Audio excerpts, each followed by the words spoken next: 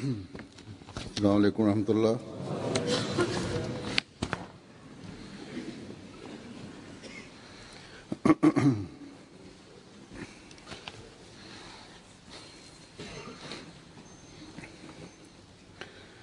अशहदु अल्ला इलाहा इल्लल्लाह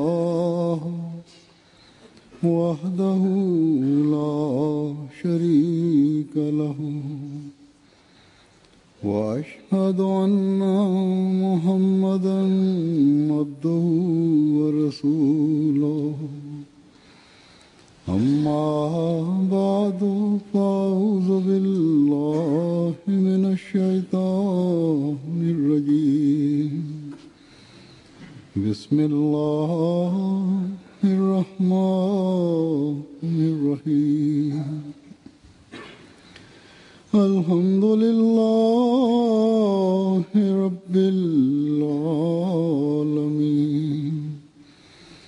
الرحمن الرحيم مالك يوم الدين إياك نعبد وإياك نستعين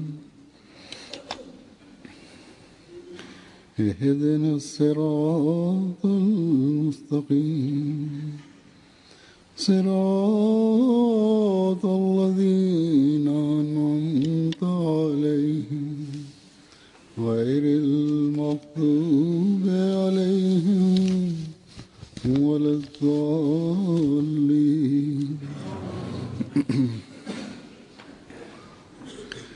الذين ينفقون أموالهم في سبيل الله ثم لا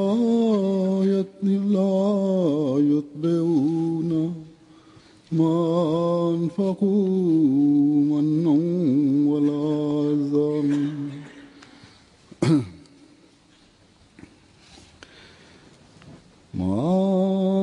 أنفقوا منا ولا أذى لهم أجرهم عند ربهم ولا خوف عليهم ولا هم يحزنون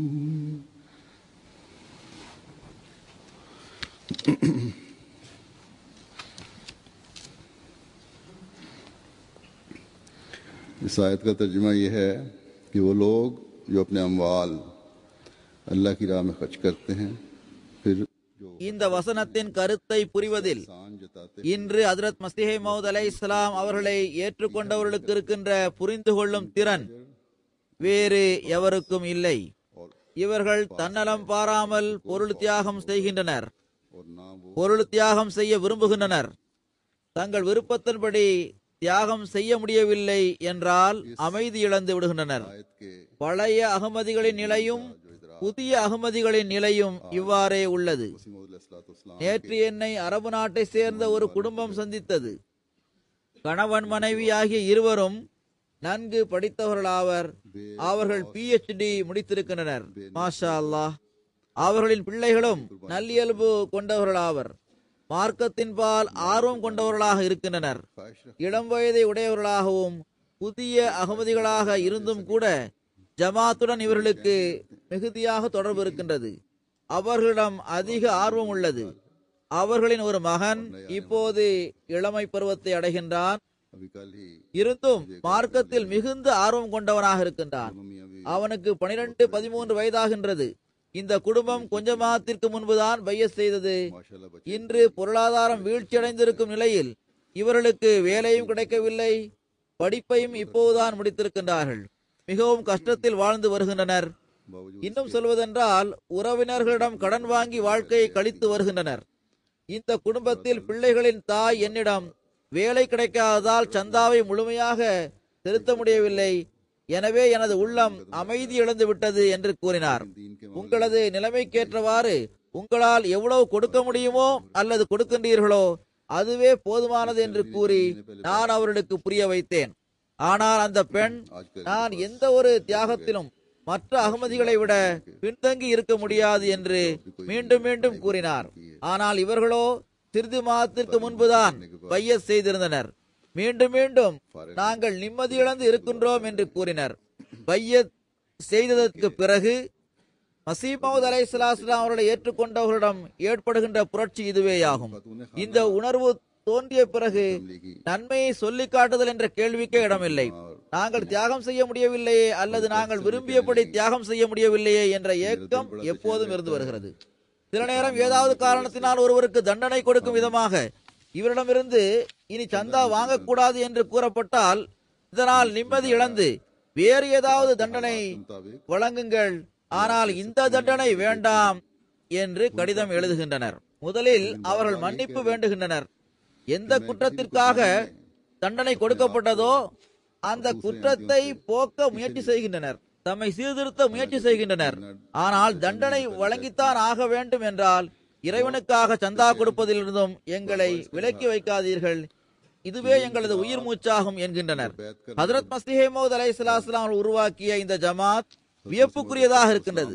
பொருள் தியாகம் செய்வதில் அவர்களுக்கு வியக்கத்தக்க நிம்மதியும் திருப்தியும் கிடைக்கின்றது.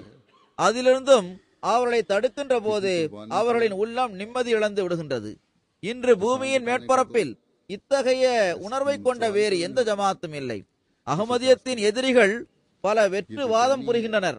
ஆனால் பல சமயங்களில் இவர்கள் தமது உரைகளில் காதியானிகள் தனது நோக்கத்தை அடைவதற்காக எந்த அளவு செலவு செய்கின்றனர், அதே சமயம் ஒரு பள்ளிவாசலை கட்டுவதற்கோ அல்லது வேறு பணிகளை செய்வதற்கோ உங்களுக்கு ஏன் எந்த கவலையும் இல்லை என்று இந்த அகமதி அல்லாத ஆலிம்களும் கூறியுள்ளனர்.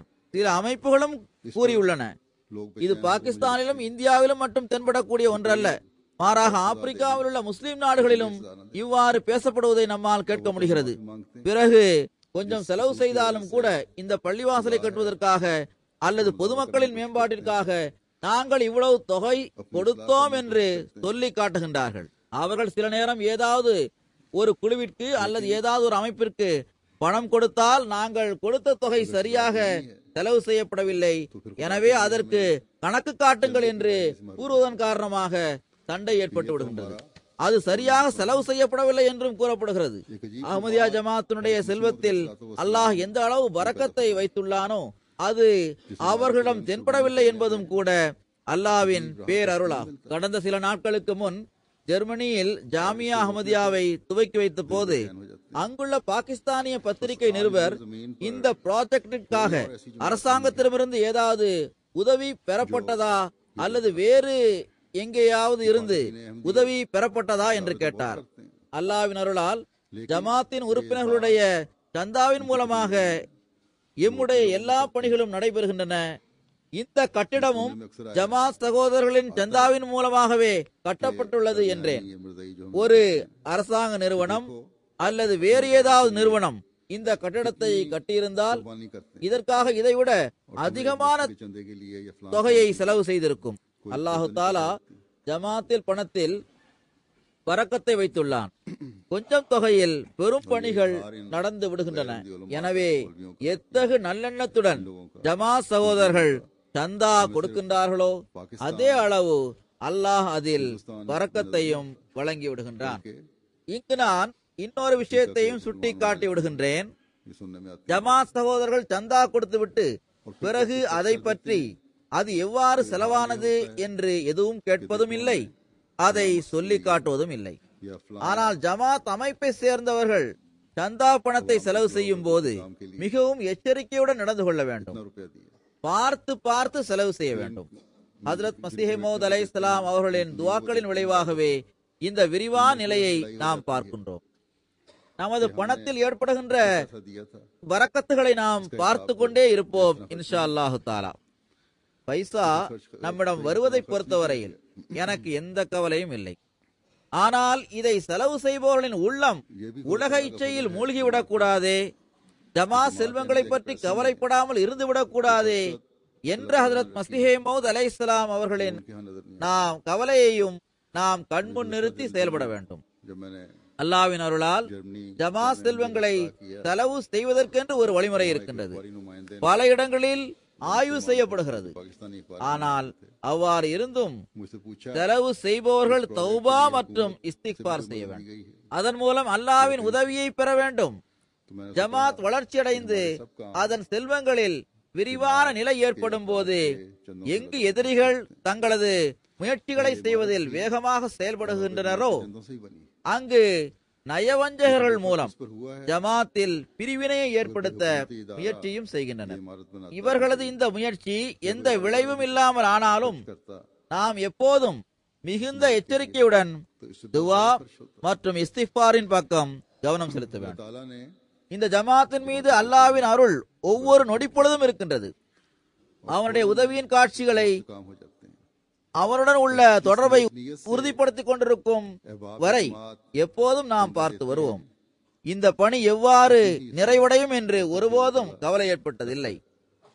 அல்லாஹ் எப்போதும் அதற்கான ஏற்பாட்டை தானே செய்து விடுகின்றான். बता दूं அல்லாஹ் எவ்வாறு அகமதியின் உள்ளத்தில் இதை போடுகின்றான், அதன் காரணமாக அவர்கள் எந்த அளவு ஆர்வத்துடன் செலவு செய்கின்றனர் என்பதும் வியப்பிற்குரியதாகும். இறைவனுக்காக பொருள் தியாகம் செய்யும் சந்தர்ப்பம் கிடைக்கும் போதெல்லாம் அகமதிகள் जमाती தனது வயிற்றை காய வைப்பதை பொறுத்துக் கொள்கின்றனர்.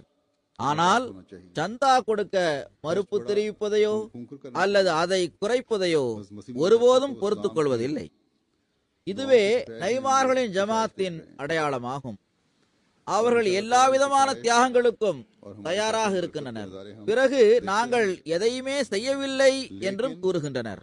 हज़रत मसीह मौद अलैहिस्सलातु அவர்களிடமிருந்து சந்தா வசூல் செய்வதை அவர்கள் ஜமாத்தின் கருணை என்றும் இறைவனின் அருள் என்றும் மதிக்கின்றனர். அவர்களிடமிருந்து சந்தா வாங்குவதற்கு தடை விதிக்கப்படும் போது அத்தண்டனையை திரும்ப பெறுமாறு வேண்டுகின்றனர். पेट में ना आ जाए எங்களிடமிருந்து சந்தா வாங்கினால் ती अमवाल का அது ஜமாத் எங்கள் மீது செய்யும் அருளாகும் என்று கூறுகின்றனர். है ஜமாத் அமைப்பை புரிந்து கொண்ட புதிதாக இணைபவர்கள் के कार है நல்ல முறையில் அவர்களுக்கு தர்பியத் கிடைத்ததன் விளைவாக பொருள் தியாகத்தில் முன்னேற அவர்கள் முயற்சி செய்கின்றனர். சில சமயங்களில் விருப்ப சந்தாவிற்கான இலக்கு ஜமாத்துகளுக்கென்று நிர்ணயம் செய்யப்படுகிறது. அது நிறைவடையாமல் சிறிது குறைவாக இருந்தால் அதை நாங்கள் பூர்த்தி செய்து விடுவோம் जमात என்று செல்வந்தர்கள் கூறுகின்றனர். அவருடைய உள்ளத்திலிருந்து இந்த ஓசை எழுகின்றது. फीन எவ்வித வற்புறுத்தலும் இருப்பதில்லை. இந்த குறைவை பூர்த்தி செய்ய வேண்டும் என்பது அவர்களின் உளப்பூர்வமான ஆசையாக இருக்கின்றது. அவர்கள் கட்டாயப்படுத்தப்படுவதில்லை. இவற்றையெல்லாம் அவர்கள் ஏன் செய்கின்றனர்? हमेशा मोहतात லா ஹௌஃபுன் அலைஹிம் வலாஹும் யஹ்ஸனூன். बार அவர்களுக்கு எவ்வித அச்சமும் இருக்காது, तो जो दिन அவர்கள் கவலைப்படவும் மாட்டார்கள் என்ற இறை அறிவிப்பை அவர்கள் கேட்கின்றனர். पर फजल हैं அவர்களுக்கு மறுமை வாழ்க்கை தொடர்பான சிந்தனையும் கவலையும் ஏற்பட்டு விடுகின்றது. ताईद और नुसरत के नजर அதற்காக அவர்கள் தியாகம் செய்கின்றனர். वो उस वक्त तक हम அவர்களது செயல் இவ்வாறு ஆகும்போது तक हम अल्लाह ताला से பிறகு அவர்களுக்கு அல்லாஹ்வின் புறமிருந்து சொர்க்கத்தை பற்றிய நற்செய்திகள் கிடைக்கின்றன. करते रहेंगे அவர்கள் தங்களது மகத்தான எதிர்காலத்தை உருவாக்குகின்றனர். அதன் இறுதி எல்லை அவர்கள் இவ்வுலகை பிரிந்து சென்ற பிறகு அவர்களுக்கு தெரிய வரும். अल्लाह ताला हमेशा खुद அல்லாஹு தாலா इंतजाम कर இறந்த பிறகு கிடைக்கும் மறுமை வாழ்வை பற்றி மட்டும் பேசவில்லை, மாறாக இவ்வுலகிலும் अल्लाह ताला அவன் யாருக்கும் கடன் வைப்பதில்லை. और किस तरह இவ்வுலகிலும் மகத்தான நட்கூலியை அவர்களுக்காக வழங்குகின்றான். ஒரு ஹதீஸே குத்சியில் ஹஜ்ரத் நபிகள் நாயகம் ஸல்லல்லாஹு அலைஹி வஸல்லம் அவர்கள் இவ்வாறு கூறுகின்றார்கள். அல்லாஹ் கூறுகின்றான், ஆதமின் மகனே, நீ செலவு செய்து கொண்டே இரு, நான் உனக்கு வழங்கிக் கொண்டே இருப்பேன். अपना पेट அல்லாஹ்வின் काट कर ही कुर्बानियां दे கொடை எல்லோருக்கும் பொதுவாக கிடைக்கிறது. भूखे रहना ஆனால் எவர்கள் அவனது மார்க்கத்திற்காக செலவு செய்கின்றனரோ चंदा देने அவர்களுக்கு எண்ணற்ற அருட்கொடைகள் கிடைக்கின்றன. या किसी तरह का எனவே அல்லாஹ் ஒருபோதும் கடன் வைப்பதில்லை. यही अंबिया की ஆனால் நல்லெண்ணத்துடன் அவனது திருப்தி கிடைக்க வேண்டும் என்பதற்காக செலவு செய்ய வேண்டும் என்பதே நிபந்தனையாகும். உலகத்தின் ஒவ்வொரு பகுதியிலும் உள்ள அகமதிகளின் உள்ளத்தில் தியாகம் செய்ய வேண்டும் என்ற உணர்வை அல்லாஹ் வழங்கியுள்ளான். பிறகு ஒவ்வொருவருக்கும் தத்தமது ஈமானிலும் நிச்சய உறுதியிலும் வளர்ச்சியடைவதற்காக இந்த தியாகங்களுக்கு பிறகு அதிகமாக வழங்கவும் செய்கின்றான். इस सजा को वापस लेने की दरख्वास्त புதிதாக உருவாகின்ற ஒரு ஜமாத்தின் தியாகத்தின் சம்பவத்தை கேளுங்கள். आसान होगा अगर हमसे चंदा அது ஆப்பிரிக்காவில் உள்ள தொலைதூர பகுதியில் உள்ள ஒரு ஜமாத் ஆகும். இந்த சம்பவத்தில் பொருள் தியாகம் பற்றி மட்டுமல்லாமல் கிலாபத்துடன் உள்ள தொடர்பு பற்றியும் தெரிய வருகிறது. நைஜர் ஆப்பிரிக்காவில் தொலைதூரத்தில் உள்ள ஒரு பகுதியாகும். அங்குள்ள முபல்லிக் சாஹிப் அவர்கள் எழுதுகின்றார்கள், இந்த வருடம் ஆண்டு மாநாட்டு சமயத்தில் முபல்லிகளுக்கு நடைபெற்ற கூட்டத்தில் ஆப்பிரிக்காவில் உள்ள முபல்லிகளிடம் ஆப்பிரிக்காவில் சந்தா கொடுப்பவர்களின் எண்ணிக்கையை உயர்த்த இன்னும் வாய்ப்புள்ளது, எனவே எண்ணிக்கை அதிகப்படுத்துங்கள் என்று நான் கூறினேன். இதன்படி அவர்கள் அங்கு சென்று பேசிய போது தங்களது பகுதியில் இருந்த பெருமிகோனி என்ற ஜமாத்திற்கு காலத்தின் கலீஃபா இந்த தூது செய்தியை உங்களுக்கு வழங்கியுள்ளார் என்று கூறியதும் அவர்கள் உடனடியாக எனது குரலுக்கு செவி சாய்த்தவாறு சந்தாவை அதிகப்படுத்தினர். இதற்கு முன்னர் பங்கு பெற்றவர்களும் பங்கு பெற வேண்டும் என்று கூறியதும் அவர்களிடம் நல்ல விளைவு ஏற்பட்டது. உங்களது குரலுக்கு செவி சாய்த்தவாறு பெருமிகோனில் உள்ள கிராமப்புற ஜமாத்துகள் தங்களிடம் ரொக்கத்தொகை இல்லாவிட்டாலும் கூட தானியங்களை சந்தாவாக வழங்கினர். எங்கு கடந்த வருடம் 10 மூடை தானியங்கள் வழங்கினரோ அங்கு இவ்வருடம் கிராமத்தை சார்ந்தவர்கள் மொத்தமே ஏறக்குறைய 100 பேர்களே இருந்தும் கூட 52 தானிய மூட்டைகளை சந்தாவாக வழங்கியுள்ளனர். இதை தவிர ரொக்கமாக வழங்கியவர்கள் கூட கடந்த வருடத்தை விட 2 மடங்காக தமது சந்தாவை செலுத்தியுள்ளனர். பிறகு நைஜரின் அமீர் சாஹிப் அவர்கள் எழுதுகின்றார்கள், கடான்பராவ் என்ற கிராமத்திலிருந்து சந்தாவிற்கான தானிய மூட்டைகளை கொண்டு செல்லுங்கள் என்று செய்தி வந்தது. நாங்கள் அவற்றை ஏற்றிக்கொண்டு வண்டியில் திரும்பி வந்த சமயத்தில் இரவு 10 மணியாக இருந்தது. நாங்கள் ஒரு அகமதி கிராமமான டப்காவாவை கடந்த போது சில குத்தாம்கள் எங்களை எதிர்பார்த்து காத்திருப்பதை பார்த்தோம். அவர்கள் வழியில் கைகாட்டி எங்களை நிறுத்தினர். அப்போது இரவு 10 மணியாக இருந்தது. நாங்கள் லெஜ்னா தலைவியின் கட்டளை கேட்ப மாலையிலிருந்தே இங்கு வந்திருக்கின்றோம், உங்களுக்காக காத்துக் கொண்டிருக்கின்றோம். அவர்கள் சந்தாவிற்காக ஒன்று சேர்த்திருந்த தானியங்கள் போன்றவற்றை லெஜ்னா தரப்பிலிருந்தும் தனியாக தர விரும்புகின்றனர் என்று கூறினார்கள். லெஜ்னா தன் தரப்பிலிருந்து தனியாக தானியங்களை ஒன்று சேர்த்தனர். அதைத்தான் அந்த குத்தாம்கள் வழங்குவதற்காக அங்கு நின்றனர். ஒரு மிக சிறிய ஜமாத்தாக இருந்தும் கூட இத்தகைய உழைப்பையும் பற்றையும் அவர்கள் வெளிப்படுத்தி காட்டியுள்ளனர். பிறகு பெனினில் அங்குள்ள அலாடா ரீஜனின் முபல்லிக் சாஹிப் எழுதுகின்றார், சோயோ என்ற கிராமத்தில் உள்ள ஜமாத்தின் தலைவர் 1 வருடத்திற்கு முன்னர் இணை வைப்பவர்களில் இருந்தும் அகமதியத்தை ஏற்றுக்கொண்டவராவார். இதற்கு முன் சிலைகளை வணங்கிக் கொண்டிருந்தவர் அகமதியாகி ஒரு இறைவனின் முன்னால் தலை குனிபவராக ஆகிவிட்டார்.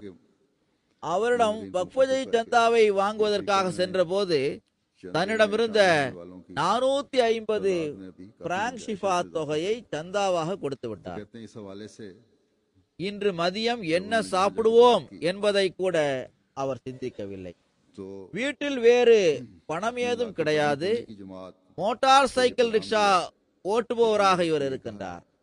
சந்தா கொடுத்த பிறகு அவர் மோட்டார் சைக்கிளை எடுத்துக்கொண்டு இறைவன் ஏதாவது தருவான் என்று எண்ணி வெளியே சென்று விட்டார். மதியம் இல்லாவிட்டால் இரவில் சாப்பிட்டுக் கொள்ளலாம், இதனால் என்ன ஆகிவிடப் போகிறது என்று எண்ணினார். மோட்டார் சைக்கிளில் பெட்ரோலையும் கூட கடன் வாங்கித்தான் போட்டிருந்தார். அடுத்த நாள் மேலும் 1000 பிராங்க் ஷிஃபா சந்தா கொண்டு வந்தார். முரப்பி சாஹிப், பாருங்கள், நான் மதிய உணவு பற்றி கூட சிந்திக்கவில்லை. மோட்டார் சைக்கிள் ரிக்ஷாவில் பெட்ரோலையும் கூட கடன் வாங்கித்தான் போட்டிருந்தேன். ஆனால் இறைவன் எனக்கு அதிக சவாரிகளை வழங்கினான். வெறும் கையுடன் போன நான் 2000 பிராங்க் ஷிஃபாவுடன் திரும்பியுள்ளேன். அதிலிருந்து பாதி தொகையான 1000 பிராங்க் ஷிஃபா மேலும் அதிகப்படியான சந்தாவாக தருகிறேன் என்று முரப்பி சாஹிபிடம் அவர் கூறினார். அவர் கடனை திருப்பி கொடுத்த பிறகு அவரிடம் இந்த தொகைதான் மிச்சம் இருந்தது. அமீர் சாஹிப் फिर अमीर साहब புர்கினோ नाइजर போசோ लिखते हैं, அவர்கள் எழுதுகின்றார்கள், போபோ ரீஜியனை சேர்ந்த ஒரு புதிய அகமதியான கம்போரே சயீஸ் சாஹிப் கூறுகின்றார், दुनिया आकर ले जाएं। பொருளாதார சிக்கலின் காரணமாக அவர்கள் 3 மாத சந்தாவை செலுத்தாமல் இருந்தார். 10 बज रहे थे, हम एक अहमदी गांव இக்காலகட்டத்தில் அவர்களது பொருள்கள் திருடு போயின. कुछ खुदाम रास्ते में அவர்களுடைய வாலிப வயதுடைய ஒரு மகன் கடும் நோய்வாய்ப்பட்டார். का इशारा कर रहे எல்லா விதமான சிகிச்சை அளிக்கப்பட்ட பிறகும் கூட ஆரோக்கியம் கிடைக்கவில்லை. அவர் கூறுகின்றார், शाम से यहाँ खड़े ஒரு நாள் இரவு கனவில் கலிஃபத்துல் மசீஹ் அவர்களை பார்த்தேன். सदर साहब लजनत அதாவது इस गांव की அவர்கள் என்னை பார்த்துள்ளார்கள். चंदे के लिए அவர்கள் வந்து இந்த எளியவனிடம், நீங்கள் பல மாதங்களாக சந்தா செலுத்தாமல் இருக்கின்றீர்களே என்றார்கள். चंदा अपना अलहदा देना चाहती है। அதற்கு நான் उन्होंने लजना இன்ஷா அல்லாஹ் 20 நாட்களுக்குள் சந்தா செலுத்தி விடுவேன் என்றேன். அவ்வாறே முயற்சி செய்து இவர் 20 நாட்களுக்குள் சந்தாவையும் செலுத்திவிட்டார். और वो खुदाम जो थे वो देने के लिए वहाँ खड़े थे। அவர் கூறுகின்றார், गरीब जमात அன்று முதல் என்னுடைய மகனுக்கு நோய் குணமானது மட்டுமல்லாமல் इस तरह मैंने நல்ல வேலையும் கிடைத்தது. हार करते हैं। அல்லாஹ் புதிய மோட்டார் சைக்கிள் வாங்குவதற்கு எனக்கு தௌஃபீக்கும் வழங்கினார். लिखते हैं இவனைத்தும் सोयो गांव காலத்தின் கலீஃபா கவனமூட்டியதால் நான் செய்த தியாகத்தின் விளைவாக எனக்கு கிடைத்தவையாகும். हुए அல்லாஹு தாலா இவ்வாறு புதிய அகமதிகளின் ஈமானையும் வலுவடைய செய்கின்றார். वाले बन गए। போர்கினோ போசுவின் ரீஜனான வித்ருவின் முபல்லிக் சாஹிப் அவர்கள் எழுதுகின்றார், இந்த ரீஜனில் ரோக்கி படாலா என்ற கிராமத்தின் ஜமாத் தலைவர் ஜாலு சீதா சாஹிப் எழுதுகின்றார், कोई घर में रकम न அவர்கள் ये मोटरसाइकिल விவசாயி ஆவார்கள். அகமதியத்தில் இணைவதற்கு முன்பாகவே அவர்கள் விவசாயம் செய்து வருகின்றனர். कि खुदा कुछ ஆனால் அகமதியத்தில் சேர்த்த பிறகு கிடைக்கின்ற மகசூலை போன்று இதுவரை கிடைத்ததில்லை. मोटरसाइकिल में இதற்கு ஒரே ஒரு காரணம் தான் உள்ளது, और फिर दूसरे दिन मजीद அது சந்தாவாகும் என்று கூறுகிறார். 1000 फ्रांक सीफा चंदा நாங்கள் அகமதியத்தில் இணைந்து आया। சந்தா செலுத்த देखें ஆரம்பித்ததிலிருந்து मैंने तो எங்களுடைய நிலையே மாறிவிட்டது. சந்தா கொடுக்க ஆரம்பித்ததிலிருந்து मोटरसाइकिल रिक्शा में இன்றைய நாள் வரை आया था और खुदा ने मुझे इतनी सवारियां दी, நான் காணாத அளவிற்கு निकला था घर से அதிக பரக்கத்தை எங்களுடைய விவசாயத்தில் நாங்கள் காண்கின்றோம். फ्रांक सीफे की அவர்கள் கூறுகின்றார்கள், தொடக்கத்தில் அவர்கள் 1 அல்லது 2 மூடை தானியம் தான் சந்தாவாக கொடுத்து வந்தார்கள். இந்த வருடம் 7 மூடை தானியம் சந்தா கொடுத்துள்ளார்கள். இந்த அளவிற்கு பரக்கத் ஏற்பட்டுள்ளது என்று கூறுகின்றார்கள். अमीर साहब இவர்கள் ஏழைகளுக்கு பணத்தை கொடுத்து அகமதிகளாக ஆக்குகின்றனர் என்று மௌலவிகள் கூறுகின்றனர். ஜமாத் कंपोरे இவர்களுக்கு என்ன பைசா வழங்குவது? उन्होंने இவருடைய நிலையை பாருங்கள். இவர்கள் சுயமாக தியாகம் செய்து தம்முடைய சந்தாவை அதிகரிக்கின்றனர். भी हो गई और जवान बेटा भी शदीद மாலியின் அமீர் சாஹிப் கூறுகின்றார், इलाज करवाया मगर से நம்முடைய ஒரு மௌலிம் அப்துல் காதிர் சாஹிப் கூறினார், कि एक रात துனிதிக்லா என்ற இடத்தில் அகமதி ஆண்களும் பெண்களும் தனித்தனியாக சந்தா கொடுப்பதற்காகவே தனியாக வயல் வைத்திருக்கின்றனர். वो जो आए हैं और खाकसार से நம்முடைய வயலை தவிர ஆண்களும் பெண்களும் தனியாக சந்தா கொடுப்பதற்கென்று தனியாக வயலை வளர்க்கின்றனர். 20 दिनों में अदा कर இதிலிருந்து எனக்கு கிடைக்கும் வருமானத்தை முழுவதுமாக ஜமாத்திற்கு கொடுக்க வேண்டும் என்று வைத்துள்ளனர். उसी दिन कहते हैं उसी அறுவடையின் போது சந்தா வாங்குவதற்காக அங்கு சென்ற போது ஆண்களும் பெண்களும் தனித்தனியாக தங்களது சந்தாவை செலுத்தினர். से खुदा ताला ने மூடையை எண்ணிய போது ஆண்களின் சந்தா பெண்களை விட அதிகமாக இருந்தது. और ये तमाम बरकतें அப்போது பெண்கள் சற்று நில்லுங்கள், जो खलीफा இப்போது நீங்கள் போய்விட வேண்டாம் என்று கூறிவிட்டு की राह में வீட்டிற்கு போய் இன்னும் 2 மூடைகளை கொண்டு வந்து கொடுத்தனர். मानव को मजबूत இறுதியில் ஆண்களை விட பெண்கள் 1.5 மூடை அதிகமாக வழங்கியிருந்தனர். मुवल्लिग ஆண்களுக்கு 1.5 அல்லது 2.5 மூடை அதிகமாக இருந்தது. नोकी बडाला அவர்கள் எந்த சூழ்நிலையிலும் ஆண்களை விட தாம் பின்தங்கி இருக்க மாட்டோம் என்றனர். सीता साहेब இவ்வாறு அவர்கள் ஆண்களை விட அதிகமாக 1.5 மூடை அல்லது அரை மூடை வழங்கியிருந்தனர். काश्तकारी करते थे मगर इतनी फसल कभी नहीं हुई जितनी अहमदियत में दाखिल होने के बाद हो रही है। और वो कहते हैं कि इसकी सिर्फ एक ही वजह है और वो चंदा है। அமீர் சாஹிப் மாலி எழுதுகிறார்கள், செய்யது உத்ரா ஓடே சாஹிப் 6-7 மாதங்களுக்கு முன்னர் பையத் செய்த புதிய அகமதியாவார். इतनी बरकत पड़ी है அத்துடன் 10,000 பிராங்க் ஷிஃபா சந்தா கொடுத்தார். कहना है कि चंदे की इतनी நமது बरकत முஅல்லிம் மீண்டும் அங்கு बाद में சென்ற पहले போது या ज्यादा से பையஸ் ज्यादा செய்வதற்கும் लोग சந்தா चंदा கொடுப்பதற்கும் முன்னர் इस साल அவரும் அவருடைய மனைவி மற்றும் குழந்தைகளும் பெரும்பாலும் உடல்நலம் சரியில்லாமல் இருந்தார்கள். अफ्रीका में और कई मुल्कों में மருந்துக்காக எங்களுக்கு அதிகமாக செலவாகியது. ஆனால் நான் சந்தா கொடுக்க ஆரம்பித்ததிலிருந்தே நானும் என்னுடைய மனைவி குழந்தைகள் ஆகிய அனைவரும் ஆரோக்கியமாக இருக்கின்றோம். மேலும் மிக குறைவாகவே அவர்கள் நோய்வாய்ப்படுகின்றனர். कि हमारे மருந்துக்கான செலவு மிகவும் குறைந்து விட்டது என்று இவர் கூறுகின்றார். जमात இவ்வனைத்தும் சந்தாவின் பரக்கத்தாகும் என்றும் கூறுகிறார். உகண்டாவின் அமீர் சாஹிப் அவர்கள் கூறுகின்றார்கள், உகண்டாவில் சந்தா கொடுக்கும் விஷயத்தில் ஜமாத் மக்கள் மிகவும் அதிகமாக முன்னேறி வருகின்றனர். நம்முடைய ஒரு வசதி படைத்த நண்பர் சுலைமான் மகாபி சாஹிப் அம்பாலாவை சார்ந்தவர் ஆவார். அவர் தியாகம் செய்வதிலும் சந்தா கொடுப்பதிலும் முன்னணியில் உள்ளார். लाई जाती है चंदा देने की। இவர் புதிதாக பைய செய்தவர் உள்ள பகுதியில் 2 பள்ளிவாசல் கட்டுவதற்கும் जो भी மேலும் ஒரு பகுதியில் பள்ளிக்கூடத்தின் முழுமையான கட்டிடத்தை கட்டுவதற்கும் 211 में 50 மில்லியன் ஸ்டீரிங் தொகையை தியாகம் செய்துள்ளார். तो मर्दों और औरतों முதலில் இவரிடம் ஒரு பள்ளிவாசலை கட்டும்படி கூறப்பட்டிருந்தது. गिनती की गई। இவரே கூறுகின்றார், मर्दों का चंदा நான் பொருள் தியாகம் செய்ய ஆரம்பித்ததிலிருந்து எனக்கு இறைவன் எங்கிருந்து எப்படி வழங்குகின்றான் என்றே புரியவில்லை என்று கூறுகின்றார். जब लोड कर लिया गया तो औरतों கேம்பியாவின் அமீர் சாஹிப் அவர்கள் எழுதுகின்றார்கள், वो अपने घर वापस गई। ஒரு நண்பரான அல்ஹாஜ் அப்துல்லா வலோஜா சாஹிப் அவர்கள் முதலிலேயே வக்ஃபை சந்தா கொடுத்திருந்தார்கள். இரண்டாவது முறையாக அவரிடம் கூறப்பட்ட போது முன்பு கொடுத்ததை விட அதிகமாக வழங்கினார்.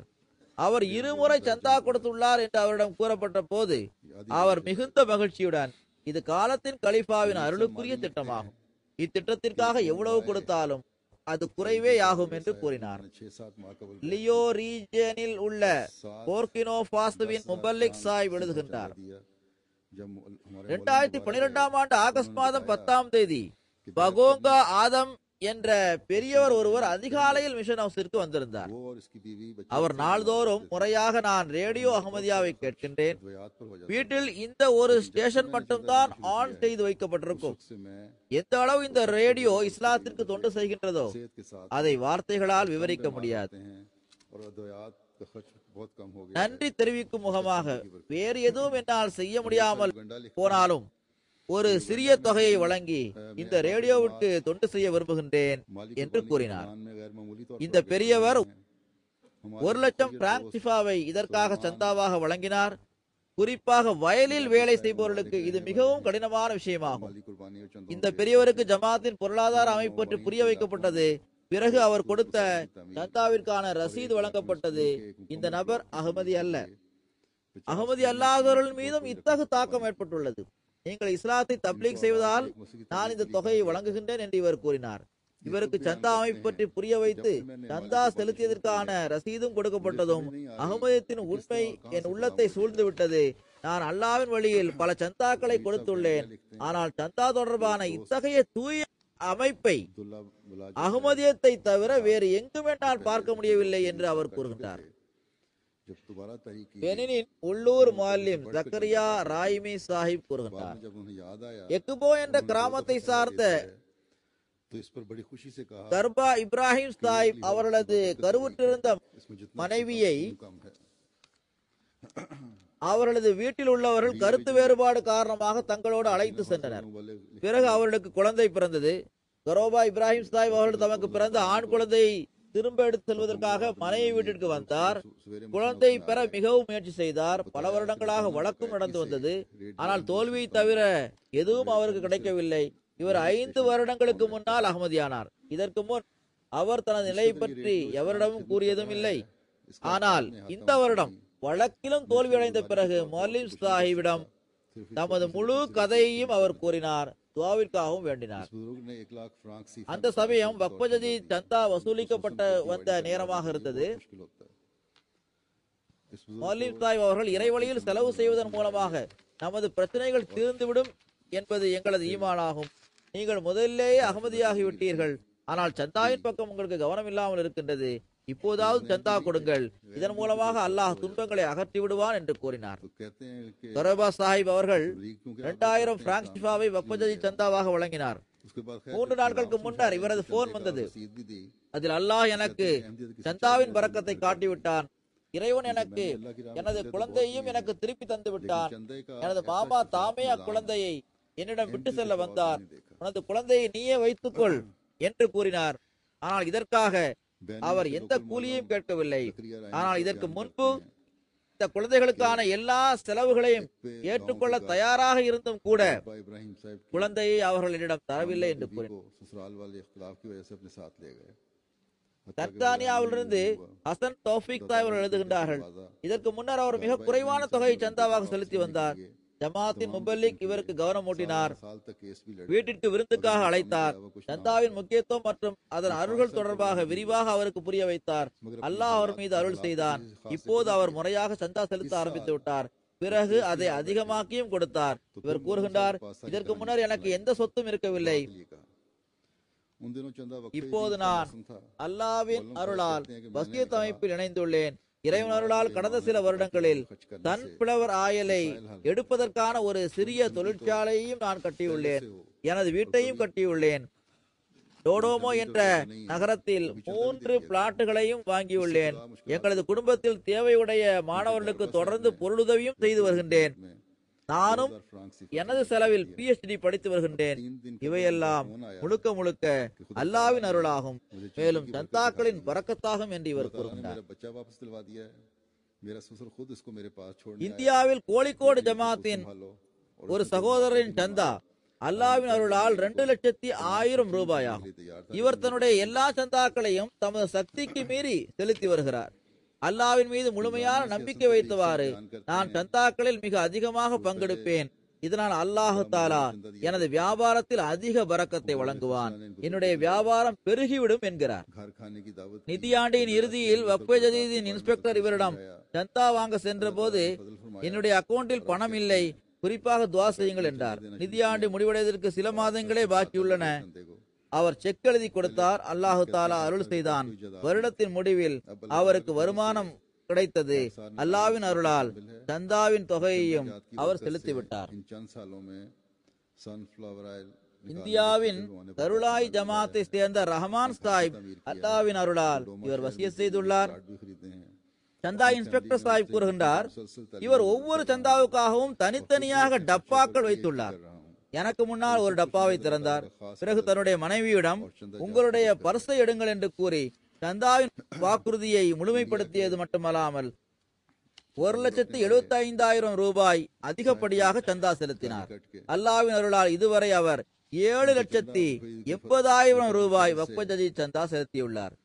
இந்தியாவில் முன்பு கவனமில்லாமல் இருந்தது, ஆனால் இப்போது இதன் பக்கம் கவனம் ஏற்பட்டுள்ளது. ஆந்திர பிரதேசத்தை சேர்ந்த மதிப்புக்குரிய இக்பால் சாஹிப் கண்டோரி இன்ஸ்பெக்டர் வக்ஃப் ஜதீத் எழுதுகிறார், சட்டர்லா ஜமாத்தை சேர்ந்த ஒரு சகோதரர், அவருக்கு வயது 25 ஆகும். ஆனால் அல்லாஹ்வின் அருளால் ஆந்திர மாநிலத்திலேயே பொருள் தியாகம் செய்வதில் முதல் இடத்தில் உள்ளார். 2011ஆம் ஆண்டு இவர் 66,000 ரூபாய் வாக்குறுதியாக வழங்கியிருந்தார். ஆனால் வியாபாரம் முடங்கியதன் காரணமாக அதிகமாக முயற்சி செய்தும் கூட அதை அவரால் செலுத்த முடியவில்லை. இதனால் அவர் மிகவும் வெட்கப்பட்டார். வாக்குறுதி எழுதிவிட்டு அதை செலுத்த முடியாமல் போவதற்காக மிகவும் வெட்கப்பட்டார். அவருடைய நண்பர்கள் சந்தாவை மன்னிக்க கோரி மேலிடத்திற்கு கடிதம் எழுத ஆலோசனை கூறினர். ஆனால் இவர் சந்தா கொடுக்கும் விஷயத்தில் மிகவும் ஆர்வமுடையவராக இருக்கின்றார். அவர் அவர்களிடத்தில், நான் ஜமாத்திற்காகவும் அல்லாஹ்விற்காகவும் இந்த வாக்குறுதியை வழங்கியுள்ளேன், என்னுடைய வாக்குறுதியை அல்லாஹு தாலா நிச்சயமாக பூர்த்தி செய்வான் என்று கூறினார். பிறகு 2012ஆம் ஆண்டிற்கான வாக்குறுதியை பெறுவதற்காக சென்ற போது கடந்த வருடத்தை விட தனது சந்தாவை உயர்த்தியவாறு 77,000 ரூபாய் வாக்குறுதி எழுதினார். பிறகு 2012ஆம் ஆண்டிற்கான வாக்குறுதியை பெறுவதற்காக சென்ற போது கடந்த வருடத்தை விட தனது சந்தாவை உயர்த்தியவாறு 77,000 ரூபாய் வாக்குறுதி எழுதினார். ஆனால் அப்போதும் கூட அவர் பொருளாதார சிக்கலில் தான் இருந்தார். மே மாதம் சந்தா வசூல் செய்வதற்காக நான் சென்றபோது கடந்த வருட பாக்கியையும் 2012ஆம் ஆண்டுக்கான வாக்குறுதி மற்றும் இன்னும் 24,000 ரூபாய் அதிகப்படியாகவும் வழங்கினார். இது சந்தாவின் பரக்கத்தாகும் என்றும் கலிஃபத்துல் மசீஹின் துவாவின் விளைவுமாகும் என்றும் இதனால் என்னுடைய பொருளாதார சிக்கல் நீங்கியது. நான் இப்போது 2 வருட சந்தாவையும் மொத்தமாக செலுத்துகின்றேன் என்றும் இவர் கூறினார். இந்தியாவை சேர்ந்த வக்ஃப் ஜதீத் இன்ஸ்பெக்டர் ஐஆர் அன்சார் சாஹிப் எழுதுகிறார், வக்ஃப் ஜதீத் சந்தாவிற்கான சுற்றுப்பயணத்தின் போது நான் தமிழ்நாடு மாநிலத்தில் உள்ள கோயம்புத்தூர் ஜமாத்திற்கு சென்றேன். நாசிம் சாஹிப் வக்ஃப் ஜதீத் என்னுடன் இருந்தார்கள். மதிய உணவிற்கான ஏற்பாடு ஒரு சகோதரரின் வீட்டில் செய்யப்பட்டிருந்தது, சுலைமான் சாஹிப் அவர்களின் வீட்டில். அவர் ஒரு தூய அகமதியாவார். 2011ஆம் ஆண்டிற்கான வக்ஃப் ஜதீதிற்கான சந்தா பட்ஜெட் 1,60,000 ரூபாயாக இருந்தது. இந்த தொகையை வருடத்தின் இறுதியில் செலுத்துவதற்காக இவர் மிகவும் சிரமப்பட்டார். மிகவும் கஷ்டப்பட்டு அவர் இந்த தொகையை செலுத்தினார். இவ்வருடம் அவர் தன்னுடைய பட்ஜெட்டை மிகவும் மகிழ்ச்சியுடன் 5,50,000 ரூபாயாக எழுதினார். இதனால் எனக்கு ஒரு வியக்கத்தக்க பயம் ஏற்பட்டது. 1,60,000 ரூபாய் பட்ஜெட்டை இவர் மிகவும் சிரமப்பட்டு செலுத்தி இருக்கின்றார். இப்போது அதைவிட 3 மடங்கு அதிகமான பட்ஜெட்டை இவர் எப்படி பூர்த்தி செய்வார் என்று எண்ணினேன். நாசிம் சாஹிப் என்னுடன் இருந்ததால் இதை எழுதுவதை தவிர எனக்கு வேறு வழி இல்லாமல் போனது. சாப்பிட்டு விட்டு துவா செய்த பிறகு நாங்கள் அங்கிருந்து சென்று விட்டோம். நாங்கள் ஜமாத் தலைவருடன் இன்னொருவரின் வீட்டிற்கு துவா செய்ய சென்றிருந்தோம். அரை மணி நேரத்திற்கு பிறகு நாங்கள் நாசிம் சாஹிபுடன் சதர் சாஹிபுடைய காரில் பள்ளிவாசலுக்கு வந்து சேர்ந்தோம். பள்ளிவாசலுக்கு முன்னால் அந்த சகோதரர் நின்று கொண்டிருந்தார். நானும் நாசிம் சாஹிபும் காரில் அமர்ந்திருந்தோம். சுலைமான் சாஹிப் பிளாஸ்டிக்கின் ஒரு கவரை கொடுத்தார். சாப்பாட்டுக்கு பிறகு கொஞ்சம் இனிப்பும் சாப்பிட வேண்டும் என்று கூறினார். நாசிம் சாஹிபிற்கு சர்க்கரை நோய் இருப்பதால் அவர் சாப்பிடக்கூடாது, நான் சாப்பிடுகின்றேன் என்று கூறினேன். நாசிம் சாஹிப் அந்த கவரை என்னிடம் கொடுத்த போது சுலைமான் சாஹிப் கூறினார், மௌலை சாஹிப் இந்த கவரை பார்த்து துவா செய்துவிட்டு அதன் பிறகு கொடுங்கள் என்று கூறினார். மௌலை சாஹிப் அந்த கவரை திறந்து பார்த்த போது மிகவும் ஆச்சரியமடைந்து சொல்வதறியாது திகைத்து நின்றார்கள். மீண்டும் நான் அவரிடம் கேட்டபோது அவர்களால் எதுவும் பேச முடியவில்லை. அதன் பிறகு அந்த கவரை நாசிம் சாஹிப் என்னிடம் கொடுத்தார்கள். அதை நான் திறந்து பார்த்தேன். அதில் 5,50,000 ரூபாய் இருந்தது. அதை பார்த்து என்னுடைய கண்களில் கண்ணீர் வழிந்தோடியது. அல்லாஹு தாலா அவருக்காக இவ்வாறு ஏற்பாடு செய்திருக்கின்றான்.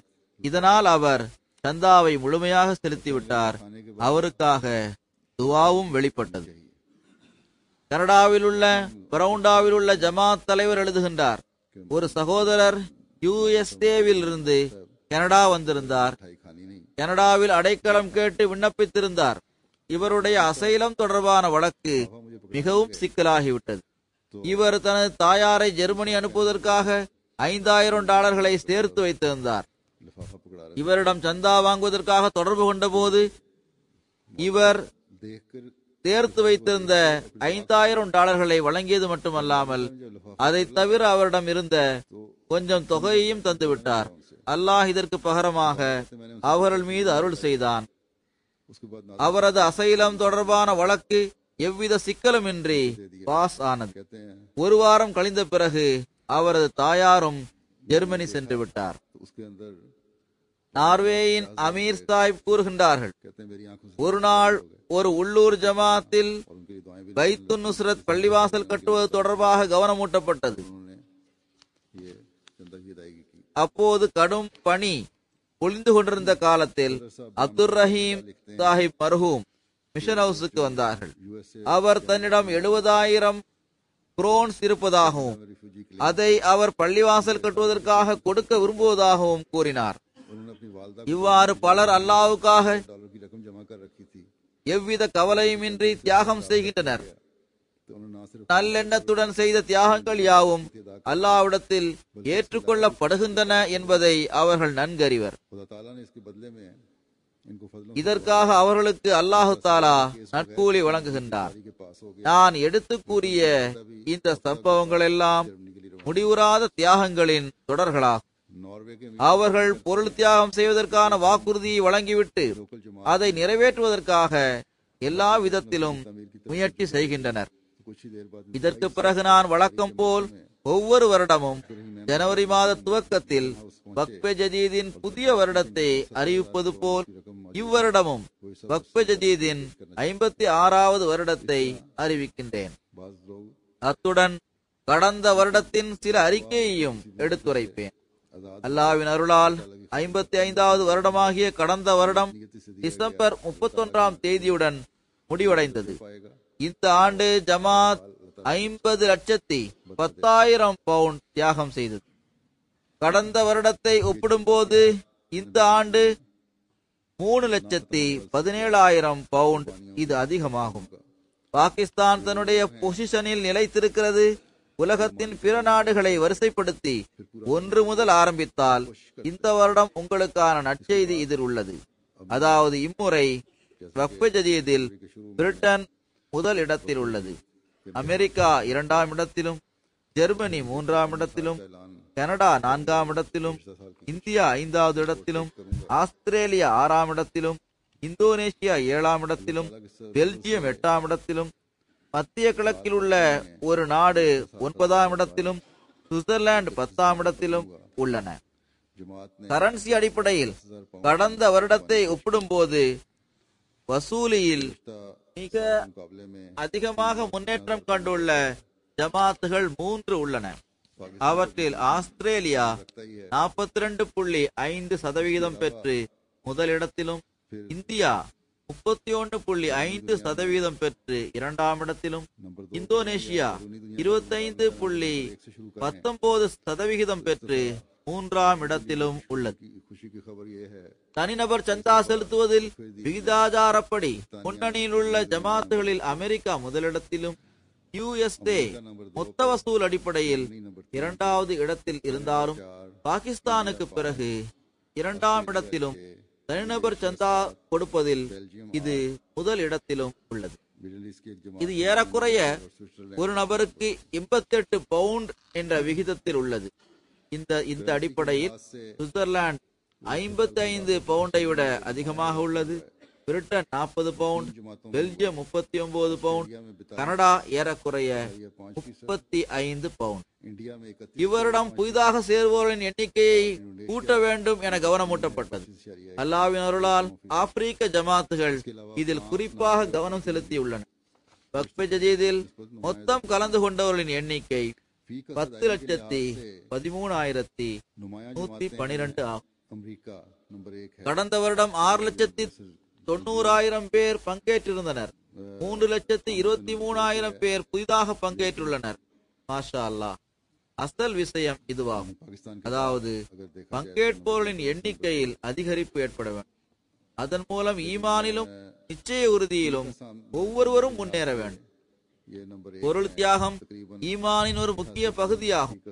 பங்கேற்போர்களின் எண்ணிக்கையை அதிகப்படுத்தியதில் ஆப்பிரிக்க நாடுகளில் நைஜீரியா முதலிடத்திலும், கானா 2ஆம் இடத்திலும், பிறகு Sierra Leone, Benin, Niger, Burkina Poso, Ivory Coast நாடுகள் முறையே அடுத்தடுத்த இடங்களிலும் உள்ளன. சிறிய நாடுகளில் கேமரூன், மாலி, செனிகால், டோகோ, சினிகுனா ஆகிய நாடுகள் பங்கேற்போர்களின் எண்ணிக்கையை அதிகப்படுத்தியுள்ளன. ஆப்பிரிக்காவை தவிர உலகத்தின் பிற நாடுகளில் பிரிட்டன் மிக அதிகமாக பங்கேற்பவர்களின் எண்ணிக்கையை கூட்டியுள்ளது. இவ்வருடம் முதல் முறையாக கபாபீர் ஜமாத்தும் சற்று அசைந்துள்ளது. அவர்களும் இதில் முன்னேறியுள்ளனர். ஆப்பிரிக்காவில் ஒட்டுமொத்த வசூலின் அடிப்படையில் முதல் 3 ஜமாத்துகளில் முதலிடத்தில் கானா உள்ளது. அல்லாஹு தாலா இவர்களுக்கு கிடைத்த இந்த பெருமையை தக்க வைத்துக் கொள்பவர்களாக ஆக்குவானாக. 2வதான இடத்தில் நைஜீரியா, பிறகு மொரீஷியஸ் 3வது இடத்திலும், புர்கினோ போசோ 4வது இடத்திலும், ஐவரி கோஸ்ட் 5வது இடத்திலும் உள்ளது. பாகிஸ்தானின் முதல் 3 ஜமாத்துகளில் லாகூர் முதலிடத்திலும், ரபுவா 2ஆம் இடத்திலும், கராச்சி 3ஆம் இடத்திலும் உள்ளது. பால்கானில் மாவட்ட அளவிலான பொசிஷனில் ராவல்பிண்டி 1வது இடத்திலும், அதற்கு அடுத்தபடியாக பைதலாபாத், ஷேக்பூரா, குஜரான்வாலா, குஜராத், நாரோவால், ஹைதராபாத், தாங்கட் ஆகியவை முறையே அடுத்த இடத்தில் உள்ளன. அத்பால்கள் சந்தா செலுத்துவதில் முதல் 3 இடத்தில் உள்ள பெரிய ஜமாத்துகளில் லாகூர் முதலிடத்திலும், கராச்சி இரண்டாவது இடத்திலும், ரபுவா மூன்றாவது இடத்திலும் உள்ளது. அத்பாலில் மாவட்ட அளவிலான பொசிஷனில் अल्लाह ताला முதல் இடத்தில் ராவல்பிண்டியும், இரண்டாவது இடத்தில் இஸ்லாமாபாத், फिर नंबर 2 पे नाइजीरिया, ஃபைசலாபாத், உமர்கோட் मॉरिशस 4 ஆகியவை உள்ளன. உமர்கோட் பிற ஊர்களை விட 7 மைல் இருக்கும் மாவட்டமாகும். की पहली 3 ஆனால் அல்லாவின் அருளால் தியாகத்தில் முன்னணியில் உள்ளன. அடுத்து இந்த வரிசையில் குஜராத், ஹைதராபாத், உக்காடா, பாவல்பூர், டேரா காசி கான் ஆகியவை அடுத்தடுத்த இடத்தில் உள்ளன.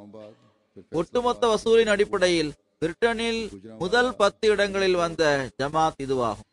ரெயின்ஸ் பார்க் முதலாவது இடத்திலும், பெர்மங்கன் வெஸ்ட் இரண்டாவது இடத்திலும், ஹூஸ் பார்க் மூன்றாவது இடத்திலும், பிறகு New Malden, West Brighton, Birmingham Central, Baitul Futuh, Ellingham, அல்ஸ்பீல்ட், Wimbledon ஆகிய ஜமாத்துகள் முறையே அடுத்தடுத்த இடத்தில் உள்ளன. के हिसाब से வசூலின் அடிப்படையில் பிரிட்டனின் முதல் 5 ரீஜியன்களில் மிட்லாண்ட் முதலிடத்திலும், சவுத் ரீஜியன், லண்டன், மிடில்செக்ஸ், मुकाबलतन गरीब जिले நார்த் ஈஸ்ட் ஆகியவை முறையே அடுத்தடுத்த இடங்களிலும் உள்ளன. வசூலின் அடிப்படையில் அமெரிக்காவின் முதல் 5 ஜமாத்துகளில் லாஸ் ஏஞ்சல்ஸ், वही वसूली के மிட்லாண்ட் அம்பேர், சிலிகான் வேலி இரண்டாம் இடத்திலும், Detroit, Birmingham West Central, number 2 Chicago West ஆகியவை அடுத்தடுத்த இடங்களிலும் वेस्ट क्राइड உள்ளன. बर्मिंघम सेंट्रल வசூலின் அடிப்படையில் ஜெர்மனியின் ரீஜியனில் ஹம்பர்க், अल्सफील्ड மாஷா அல்லாஹ், ஹம்பர்க் நல்ல முன்னேற்றம் கண்டு வருகிறது. से ब्रिटानिया की पहली இது முதலிடத்தில் உள்ளது. பிராங்க்பர்ட், ராஸ்கிராவ், டாம்ஸ்டட், விஸ்பாதன், மைன்ஃப்ராக்கன், வெஸ்ட், நோட்ரைன், वसूली के लिहाज ஹேசன், மெட்டே, பாதன் ஆகியவை அடுத்தடுத்த இடத்தில் உள்ளன. வசூலின் அடிப்படையில் ஜெர்மனியில் முதல் 10 இடங்களை வகிக்கும் ஜமாத்துகள் இவையாகும். ஹியூடர் மார்க், நோயஸ், எனோவர், பேட் பார்க், கென்ஹைம், ஹைடல் பார்க், புல்டா, एक पे வென்ஸ்ஹைம், வைன் கார்டன், फिर ग्रॉसग्राव फिर डार्मस्टेड மொயேஃபீடன். बादन தப்தர் அத்பாலின் வசூலின் அடிப்படையில் கனடாவில் முதல் 5 இடங்களை வகிக்கும் ஜமாத்துகள் இவையாகும். वसूली के लिहाज से जर्मनी की पहली 10 जमात கேல்கரி, रूडर பீஸ் வில்லேஜ் சவுத், ஆர்மிங்டன், டர்ஹம், சரே ஈஸ்ட். हाइडलबर्ग வசூலின் அடிப்படையில் फ्रांसहाइम இந்தியாவில் முதல் 10 இடங்களை வகிக்கும் மாநிலங்களில் கேரளா முதலாவது இடத்திலும், தமிழ்நாடு இரண்டாவது இடத்திலும், ஜம்மு காஷ்மீர், ஆந்திர பிரதேசம், கர்நாடகா, ஒரிசா, காதியான் காதியானையும் இவர்கள் மாநிலத்தில் சேர்த்து விட்டார்கள். वसूली के लिहाज से பஞ்சாப், के सूबे உத்தரப்பிரதேசம், மகாராஷ்டிரா மற்றும் தில்லி ஆகியவை नंबर 2 அடுத்தடுத்த இடங்களில் உள்ளன. देश வசூலின் அடிப்படையில் இந்தியாவின் ஜமாத்துகளில் கோயம்புத்தூர் முதல் இடத்திலும், की है கோழிக்கோடு இரண்டாவது இடத்திலும், கருளாயி, கண்ணனூர் டவுன், காதியான், ஹைதராபாத், கல்கத்தா, பயங்காடி, சென்னை, பெங்களூர், ரிஷிநகர் முறையே அடுத்தடுத்து உள்ளன. அல்லாஹு தாலா தியாகம் செய்த அனைவரது உயிரிலும் பொருளிலும் அளவற்ற அருள்களை வழங்குவானா. गाड़ी चेन्नई ஹஜ்ரத் மஸீஹ் மவ்ஊத் அலைஹிஸ்ஸலாம் அவர்கள் கூறுகின்றார்கள், மார்க்கத்தை விட உலகத்திற்கு முக்கியத்துவம் தருகின்ற அல்லாஹ்வின் அடியார்களுடன் அல்லாஹ் பரிவுடன் நடந்து கொள்கின்றான், அவர்களை நேசிக்கின்றான். के बंदे जो दीन இது தொடர்பாக அவன் लेते हैं வல்லாஹு ரவுஃபும் பில் இபாத், அதாவது அல்லாஹ் தனது அடியார்களுடன் பரிவுடன் நடந்து கொள்கின்றான் என்று கூறுகின்றான். இந்த மக்கள் அல்லாஹ் அவர்களுக்கு வழங்கிய வாழ்க்கையை அல்லாஹ்வின் வழியிலேயே அர்ப்பணித்து விடுகின்றனர். உயிரை அவனது வழியில் அர்ப்பணிப்பதையும் செல்வத்தை அவனது வழியில் செலவு செய்வதையும் அவர்கள் அவனது அருள் என்றும் தமது நட்பாக்கியம் என்றும் கருதுகின்றனர். ஆனால் எவர்கள் உலகப் பொருள்கள் மற்றும் சொத்துக்களையும் பெறுவதையே தமது குறிக்கோளாக கொண்டுள்ளார்களோ அவர்கள் மார்க்கத்தை அற்பமாக பார்க்கின்றனர். உண்மையான மூமின் மற்றும் உண்மையான முஸ்லிமின் செயல் இவ்வாறு இருக்காது. அல்லாஹ்வின் வழியில் தனது எல்லா ஆற்றலையும் வாழ்நாள் உள்ளவரை அர்ப்பணிப்பதே இஸ்லாமாகும். அதன் மூலம் அவர் தூய வாழ்க்கைக்கு வாரிசாகிவிட வேண்டும். நாம் அல்லாஹ்வின் வழியில் எல்லா விதமான தியாகங்கள் செய்வதில் எப்போதும் முன்னேறி கொண்டிருப்பவர்களாக அல்லாஹ் நம்மை ஆக்குவானா. இதை தவிர நான் ஒரு துவாவிற்காக அறிவிப்பு செய்ய விரும்புகின்றேன்.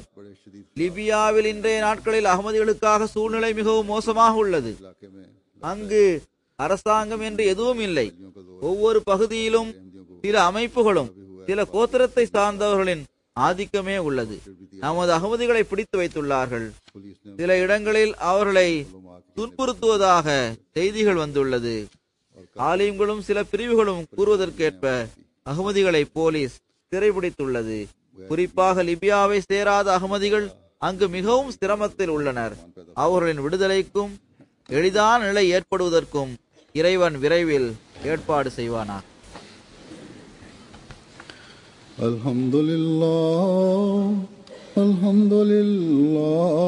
நஹ்மதுஹு வ நஸ்தஈனுஹு வ நஸ்தக்ஃபிருஹு வ நு'மினு பிஹி வ நதவக்கலு அலைஹி வ நஊது பில்லாஹி மின் ஷுரூரி அன்ஃபுஸினா ومن سيئات أعمالنا من يهده الله فلا مضل له ومن يضلل فلا هادي له ونشهد أن لا إله إلا الله ونشهد أن محمدا عبده ورسوله عباد الله رحمكم الله إن الله يأمر بالعدل والإحسان وإيتاء ذي القربى وينهى عن الفحشاء والمنكر والبغي يعظكم لعلكم تذكرون اذكروا الله يذكركم وادعوه يستجب لكم ولذكر الله أكبر.